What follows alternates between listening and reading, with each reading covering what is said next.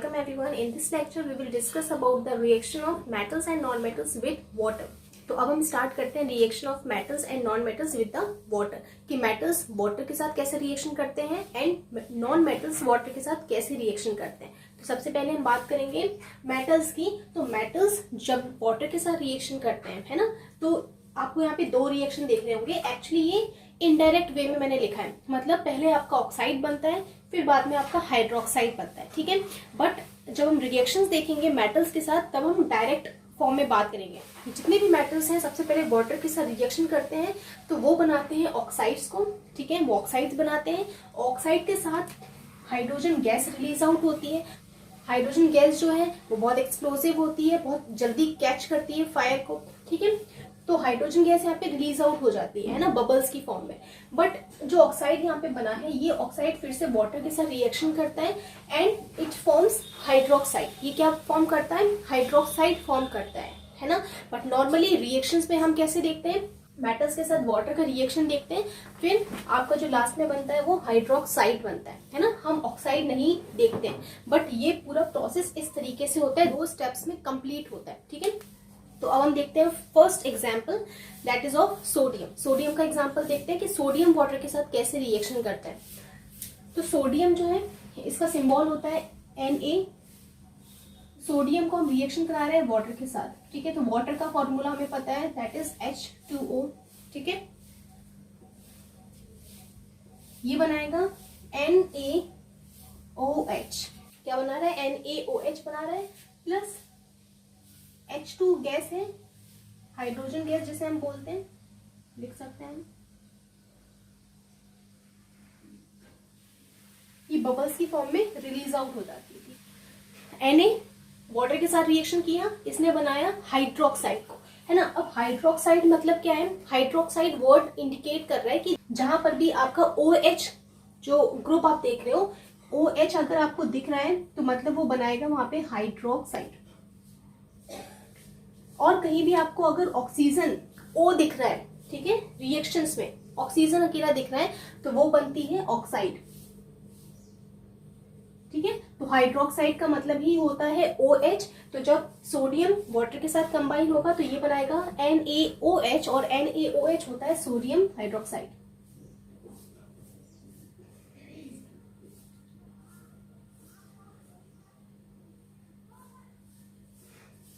ठीक है, क्या होता है? सोडियम हाइड्रोक्साइड होता है। अब हम इसे बैलेंस कर लेंगे तो H2 इक्वल हुआ यहाँ पे, ठीक है।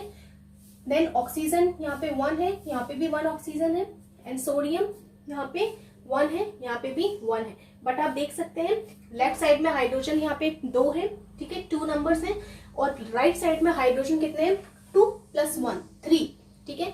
अब हमें यहाँ पर भी इसे इक्वल करना होगा, तो हम कैसे करेंगे? यहाँ पे 2 लिखेंगे, कितने 2 लिखने के बाद यहाँ पे 4 हाइड्रोजन हुए, यहाँ पे कितने? 3 हैं, तो यहाँ पे हम करेंगे 2 ऐड, तो 2 हाइड्रोजन + 2 4, मतलब आपका हाइड्रोजन यहाँ पे बैलेंस हो गया है। बट अब हम चेक करेंगे सोडियम को, तो सोडियम यहाँ पे 2 है, यहाँ पे 1 है, तो यहाँ पे हमने लिख दिया 2, ठीक है। ऑक्सीजन कितने हैं यहाँ पे? राइट साइड में 2 ऑक्सीजन है, लेफ्ट साइड में कितने हैं? 2 ऑक्सीजन है। तो आपका जो रिएक्शन है वो पूरी तरीके से बैलेंस्ड हो चुका है, ठीक है। इसमें आपको एक चीज नोट करनी है कि जब ये रिएक्शन होता है तो इस रिएक्शन में हीट भी लिबरेट आउट होती है, आई मीन हीट भी निकलती है इस रिएक्शन में, ठीक है।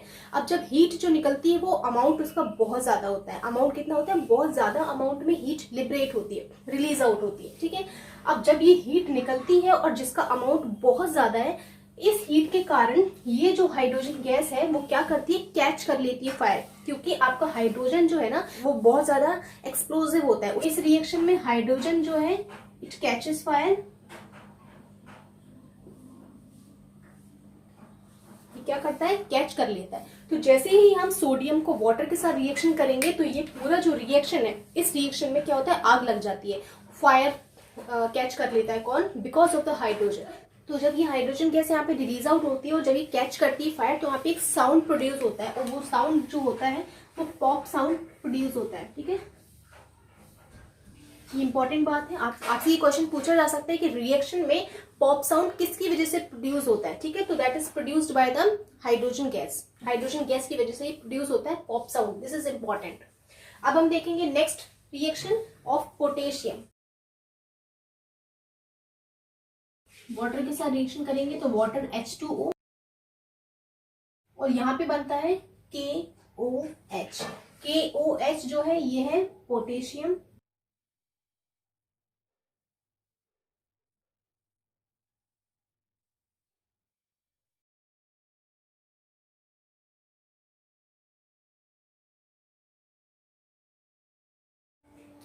KOH है पोटेशियम हाइड्रोक्साइड, और यहाँ पे भी रिलीज आउट होती है H2 गैस, और इसमें भी रिलीज आउट होती है हीट। तो इसमें भी सेम चीज होगी जैसे कि सोडियम में हुई थी कि हाइड्रोजन गैस क्या करती है, हीट ज्यादा अमाउंट में प्रोड्यूस होती है, इस वजह से ये क्या कर लेती है, कैच कर लेती है फायर को, और इसमें भी आग लग जाती है, ठीक है। तो आप देख सकते हैं सोडियम एंड पोटेशियम दोनों ही एक्सप्लोसिव हैं, मतलब थोड़ा भी वाटर अगर इसमें ऐड हो जाए गलती से भी तो इसकी वजह से क्या होता है, आग लग जाती है, ठीक है। तो ये बहुत ज्यादा एक्सप्लोसिव रिएक्शंस होते हैं इसमें, इस वजह से दोनों को, सोडियम एंड पोटेशियम को दोनों को ही रखा जाता है। तो दोनों को, sodium and potassium are kept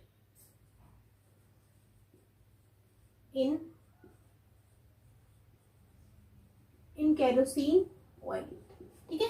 मतलब हम सोडियम एंड पोटेशियम को दोनों को ओपन में नहीं रखते हैं, ठीक है, क्योंकि ये रिएक्टिव होते हैं और इस वजह से इसे रखा जाता है केरोसिन ऑयल में। तो जब हम ऑयल में रखते हैं तो इसमें बिल्कुल भी ऑक्सीजन या फिर वाटर के साथ कांटेक्ट नहीं हो पाता है सोडियम पोटेशियम का, तो इस वजह से ये कैच नहीं कर पाते फायर को। तो इसे रखा जाता है केरोसिन ऑयल में टू प्रिवेंट द रिएक्शन। क्यों रखा जाता है, to prevent the reaction with air and moisture. अब हम देखेंगे reaction of aluminium and iron, कि आयरन और एल्यूमिनियम कैसे रिएक्शन करते हैं, वाटर के साथ करते हैं या हॉट वाटर के साथ या फिर स्टीम के साथ करते हैं, ठीक है।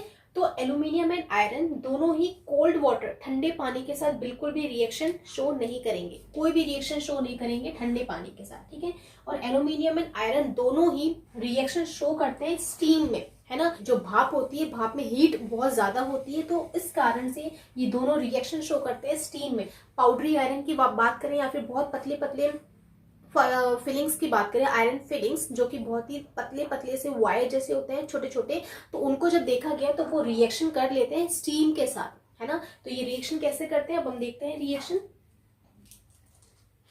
तो एल्यूमिनियम का सिंबल है Al, एल्यूमिनियम रिएक्शन करता है वाटर के साथ, ये फॉर्म करता है Al2O3, Al2O3 plus hydrogen gas निकलती है इसमें, Al2O3 होता है एल्यूमिनियम,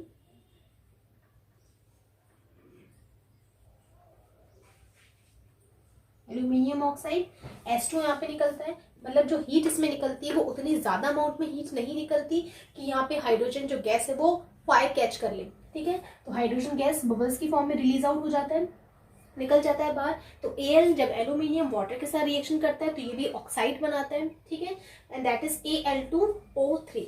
इसलिए नॉर्मली बोला जाता है कि जो भी यूटेंसिल्स हम बर्तन वगैरह यूज करते हैं वो एल्यूमिनियम के ना बने हो, है ना, क्योंकि यूटेंसिल्स में और उन बर्तन में स्टीम बनेगी जिसके साथ एल्यूमिनियम इजीली रिएक्शन करेगा और वहां पे बनाएगा ऑक्साइड। और जब हम वही यूटेंसिल में बना कोई भी फूड कंज्यूम करते हैं तो उस केस में जो ऑक्साइड्स है वो हमारी बॉडी के अंदर चली जाएगी और जो कि हमारी बॉडी के लिए अच्छी नहीं होती है ना। तो इसलिए हमें एल्यूमिनियम के यूटेंसिल्स में नॉर्मली कुक नहीं करना चाहिए। अब हम देखते हैं रिएक्शन ऑफ आयरन, आयरन की आयरन कैसे रिएक्शन करता है।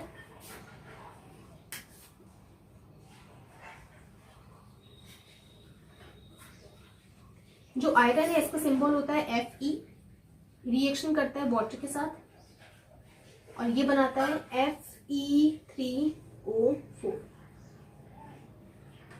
ठीक है। और यहाँ पे जो ये बन रहा है ये भी है आयरन ऑक्साइड,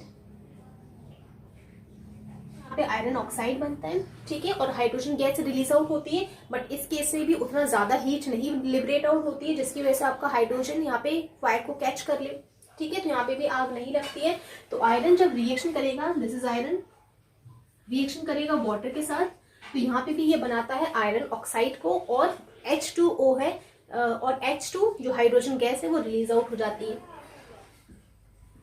अब मैंने इक्वेशंस को बैलेंस नहीं किया है, तो हम देख लेते हैं कैसे बैलेंसिंग होगी इसमें। अब आप यहाँ पे देख सकते हैं कि राइट साइड में एल्यूमिनियम 2 है, यहाँ पे 1 है, ठीक है, तो यहाँ पे मैंने 2 ऐड कर दिया। अब राइट साइड में देखिए ऑक्सीजन के कितने हैं, 3 है, यहाँ पे 1 है, तो यहाँ पे मैं 3 ऐड कर दूंगी। तो ऑक्सीजन आपका जो हो गया है वो बैलेंस हो चुका है। यहाँ पे लेफ्ट एंड राइट साइड दोनों साइड में 3 है। उसके बाद यहाँ पे हाइड्रोजन है 2, यहाँ पे है 3 2 6, यहाँ पे 6 हो रहे हैं, यहाँ पे 2 है, तो यहाँ पे हमें ऐड करना पड़ेगा 3, तो 3 2 6, यहाँ पे भी 6 हो गए, यहाँ पे भी हाइड्रोजन 6 है और यहाँ पे भी हाइड्रोजन 6 है, ठीक है। अब हम देखते हैं, फिर से चेक कर लेते हैं कि रिएक्शन पूरा तरीके से बैलेंस हुआ है कि नहीं। तो सबसे पहले हाइड्रोजन देखिए, तो हाइड्रोजन यहाँ पे बैलेंस है, ठीक है, 3 2 6। ऑक्सीजन कितने हैं, 3, हेयर 3, एल्यूमिनियम यहाँ पे है 2, यहाँ पे है 2, तो ये आपका इक्वेशन हो गया है बैलेंस्ड। अब हम आयरन रिएक्शन को बैलेंस करेंगे। आयरन यहाँ 3 है, यहाँ पे हमें 3 ऐड करना पड़ेगा, तो लेफ्ट साइड में भी 3 हुआ, राइट साइड में भी 3 हुआ। अब हम देखेंगे ऑक्सीजन को, तो ऑक्सीजन यहाँ पे है 4, यहाँ पे हमें 4 ऐड करना पड़ेगा, तो oxygen left and right side balance हो गई है। हाइड्रोजन 4 2 8 लेफ्ट साइड में, एंड राइट साइड में 2, तो यहाँ पे हमें ऐड करना पड़ेगा 4, यहाँ पे भी हो गया 8। Now this is balance. अब हम चेक कर लेते हैं। आयरन 3, ऑक्सीजन 4, हाइड्रोजन 4 2 8, 4 2 8, ये आपका बैलेंस हो चुका है। इसके बाद हम देखेंगे अदर रिएक्शंस कैल्शियम के साथ एंड मैग्नीशियम के साथ। अब हम देखेंगे reaction of magnesium with water. तो यहाँ पे जो मैग्नीशियम, इसका सिंबल होता है Mg। जब ये रिएक्शन करेगा वाटर के साथ, दिस इज Mg, वाटर के साथ रिएक्शन करेगा, तो यहाँ पे हाइड्रोक्साइड फॉर्म करता है, दैट इज MgOH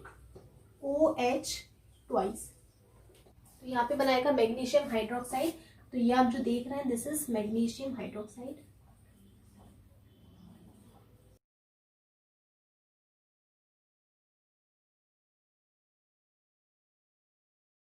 ये बनी मैग्नीशियम हाइड्रोक्साइड। तो यहाँ पे मैग्नीशियम जब रिएक्शन करेगा वाटर के साथ, तो यहाँ पे बनेगी मैग्नीशियम हाइड्रोक्साइड। बट यहाँ पे जो वाटर हमने लिया है, ये वाटर होना चाहिए हॉट वाटर, क्योंकि जो मैग्नीशियम है वो कोल्ड वाटर के साथ कोई भी रिएक्शन नहीं करता है। No reaction with cold water. ये रिएक्शन करता है हॉट वाटर के साथ। यहाँ पे जो वाटर है वो हॉट होना चाहिए, तभी ये रिएक्शन कर पाएगा। अब हम देखेंगे कैल्शियम कैसे रिएक्शन करता है। तो कैल्शियम का सिंबल होता है Ca। कैल्शियम वाटर के साथ जब रिएक्शन करता है, तो कैल्शियम जब वाटर के साथ रिएक्शन करता है तो बहुत स्लोली रिएक्शन करता है, बहुत फास्ट रिएक्शन नहीं होता है, बहुत स्लो रिएक्शन होता है यहाँ पे।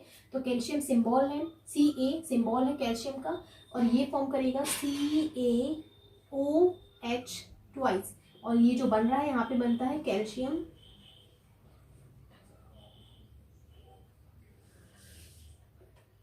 हाइड्रोक्साइड यहाँ पे बना है। यहाँ पे H2 plus heat release out होगी। तो हीट जो बनती है, जिसका अमाउंट बहुत ज़्यादा कम होता है, लेस अमाउंट होता है, ठीक है, और ये हीट उतनी ज़्यादा नहीं बनती कि यहाँ पे हाइड्रोजन जो है गैस है वो कैच कर ले फायर। इस वजह से तो हाइड्रोजन गैस रिलीज आउट हो जाता है, यहाँ पे कैच नहीं करता फायर। तो यहाँ पे क्यों नहीं करता है, क्योंकि जो हीट लिबरेट आउट हो रही है, रिलीज आउट हो रही है, उसका जो अमाउंट है वो बहुत ज़्यादा कम है, ठीक है, जिसकी वजह से हाइड्रोजन वो कैच नहीं कर पाता है फायर। तो यहाँ पे कैल्शियम रिएक्शन करेगा वाटर के साथ, तो बनाएगा कैल्शियम हाइड्रोक्साइड को। उसके बाद हम देखेंगे कुछ अदर मेटल्स। अब हम देखेंगे लेड, कॉपर, सिल्वर, गोल्ड। तो जो लेड है, इसका सिंबल होता है Pb, कॉपर का सिंबल होता है Cu, सिल्वर का सिंबल होता है Ag, एंड गोल्ड का होता है Au, ठीक है।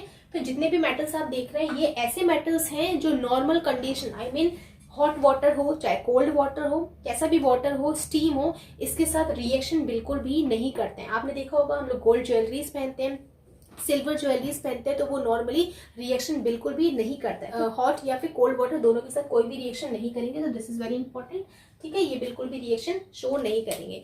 तो this is about the reaction of metals with the water. इसके बाद हम देखेंगे reaction of non metals with water. अब हम देखेंगे reaction of non metals with water. तो जितने भी नॉन मेटल्स हैं, अगर मैं बात करूँ कार्बन, ऑक्सीजन, नाइट्रोजन, जितने भी नॉन मेटल्स हैं, इनके अलावा भी जो नॉन मेटल्स हैं वो नॉर्मली वाटर के साथ बिल्कुल भी रिएक्शन नहीं करते हैं। जो नॉन मेटल है like phosphorus, it is kept in water, इसे पानी के अंदर रखा जाता है ताकि ये एटमॉस्फेरिक ऑक्सीजन के साथ रिएक्शन ना करे, ठीक है। तो all metals do not react with water, जितने भी मेटल्स हैं वो वाटर के साथ रिएक्शन नहीं करते हैं। बट जो फॉस्फोरस है, जो फॉस्फोरस नॉन मेटल है, इस नॉन मेटल को स्टोर किया जाता है वाटर के अंदर, ठीक है, ताकि ये ऑक्सीजन, एटमॉस्फेरिक जो ऑक्सीजन है उसके साथ रिएक्शन ना करे। मतलब जो फॉस्फोरस है ये बहुत ज्यादा रिएक्टिव है, वेरी रिएक्टिव, बहुत ज्यादा रिएक्टिव है। तो ये इतना ज्यादा रिएक्टिव होता है कि जैसे ये ऑक्सीजन के कांटेक्ट में आता है तो ये क्या करता है, इट कैचेस फायर, इसे फायर को कैच कर लेता है और आग लग जाती है इसकी वजह से। इतना ज़्यादा रिएक्टिव होने की वजह से तो ये ऑक्सीजन के कांटेक्ट में ना आए, एटमॉस्फेरिक जो ऑक्सीजन होती है उसके कांटेक्ट में ना आए, इस वजह से इस फॉस्फोरस को स्टोर किया जाता है इन वाटर, पानी के अंदर इसे स्टोर किया जाता है, जिसकी वजह से ये ऑक्सीजन के कांटेक्ट में नहीं आ पाता और कैच नहीं कर पाता है फायर को। तो ये था नॉन मेटल्स के बारे में। Thank you.